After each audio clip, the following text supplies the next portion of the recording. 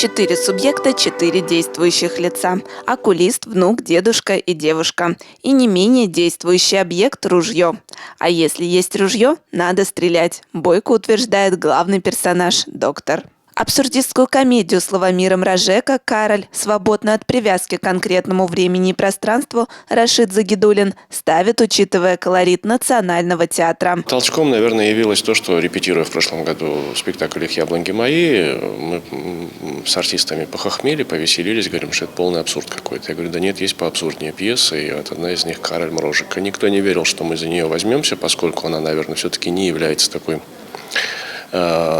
известной классической пьесы, которую стоило бы ставить, тем более там всего 4 человека участвуют, точнее по автору их 3. Они не имеют имен собственных, они обозначены как внук, дедушка, окулист. У нас еще появляется девушка, потому что я без любви в спектаклях не могу. К танцам мы готовились, в принципе, долго. Может быть, для них это было чуть сложновато, но мы уже начинали постепенно готовиться для того, чтобы мы вошли уже в спектакль в нормальном состоянии и в хорошей форме. Не как все спектакли, отличается. Такие спектакли не каждый день ставим.